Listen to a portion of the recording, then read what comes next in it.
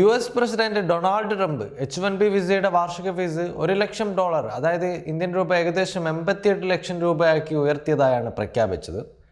ഉന്നത വിദ്യാഭ്യാസവും വൈദഗ്ധ്യവും ആവശ്യമുള്ള മേഖലകളിൽ വിദേശ പ്രൊഫഷണലുകളെ നിയമിക്കാൻ അമേരിക്കൻ കമ്പനികളെ അനുവദിക്കുന്നതാണ് H-1B വിസ. ഈ തീരുമാനം പ്രധാനമായും ഇന്ത്യയിലും ചൈനയിലുമുള്ള ടെക് പ്രൊഫഷണലുകളെ ബാധിക്കുമെന്നാണ് പ്രതീക്ഷിക്കുന്നത്. H-1B വിസയുടെ പശ്ചാത്തലത്തിലേക്ക് നോക്കുകയാണെങ്കിൽ 1990 ആരംഭിച്ച ഈ വിസ പദ്ധതി ശാസ്ത്രം, സാങ്കേതിക വിദ്യ, എഞ്ചിനീയറിംഗ്, ഗണിതം അഥവാ STEM മേഖലകളിലെ ഒഴിവുകൾ നികത്താൻ ബിരുദധാരികളെയോ അതിനു മുകളിലുള്ള യോഗ്യതയുള്ളവരെ കൊണ്ടുവരാൻ സഹായിക്കുന്നു.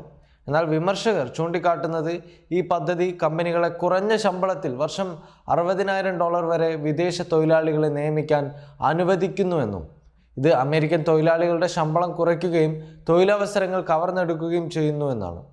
ഉയർന്ന വൈദഗ്ധ്യമുള്ള ജോലികൾക്ക് മികച്ച വിദേശ ഉദ്യോഗസ്ഥരെ കൊണ്ടുവരാനാണ് H-1B വിസയുടെ ലക്ഷ്യം. എന്നാൽ ഇത് കുറഞ്ഞ ശമ്പളത്തിലുള്ള തൊഴിലാളികളെ എത്തിക്കാനുള്ള മാർഗമായി മാറുകയും ചെയ്തു. USA-യിൽ സാങ്കേതിക വിദ്യ തൊഴിലാളികൾക്ക് സാധാരണയായി $1,00,000 മുകളിൽ ശമ്പളമാണ് നൽകുന്നതെന്നും ട്രംപ് പ്രസ്താവിച്ചു. ടെക് വ്യവസായം ഈ തീരുമാനത്തെ എതിർക്കില്ലെന്നും അവർ സന്തോഷിക്കുമെന്നും അദ്ദേഹം കൂട്ടിച്ചേർത്തു. ഇന്ത്യക്കായിരിക്കും ഇത് വലിയ തിരിച്ചടിയാകുന്നത്. H-1B വിസ അപേക്ഷകരിൽ ഇന്ത്യയാണ് ഏറ്റവും മുന്നിൽ, പിന്നാലെ ചൈനയും കാനഡയും. ടെക് മേഖലയിൽ ജോലി തേടുന്ന ഇന്ത്യൻ പ്രൊഫഷണലുകൾക്കാണ് ഈ പരിഷ്കാരം ഏറ്റവും വലിയ ആഘാതം സൃഷ്ടിക്കുക.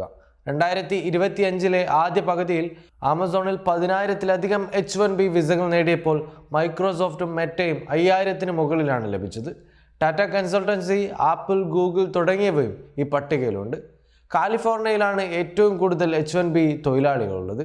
ട്രംപിൻ്റെ പ്രതികരണം ഇങ്ങനെയായിരുന്നു: ഈ ഫീസ് ഉയർത്തിയ തീരുമാനത്തെ എല്ലാ വലിയ കമ്പനികളും തന്നെ പിന്തുണയ്ക്കുന്നുണ്ട് എന്ന്. US ബിരുദധാരികൾക്ക് മുൻഗണന നൽകാനാണ് ഇത് ലക്ഷ്യമിടുന്നതും പരിശീലനം നൽകണമെങ്കിൽ അമേരിക്കൻ സർവകലാശാലകളിൽ നിന്നുള്ളവർക്ക് നൽകുക, പുറത്തു നിന്നുള്ളവർ ജോലികൾ കവരുന്നത് നിർത്തണമെന്നൊക്കെയാണ് US വാണിജ്യ സെക്രട്ടറി ഹോവാർഡ് ലുട്നിക് പറയുന്നത്. പുതിയ ഫീസ് കാരണം H-1B വിസകളുടെ എണ്ണം വർഷം 85,000-ന്റെ ലിമിറ്റിന് മുകളിലെത്തില്ലെന്നും കുറഞ്ഞ ശമ്പള തൊഴിലാളികളെ കൊണ്ടുവരുന്നത് ഉപയോഗമില്ലാതാകുമെന്നും അദ്ദേഹം ചൂണ്ടിക്കാട്ടി. Waytonikah.com, the exclusive Muslim matrimonial site.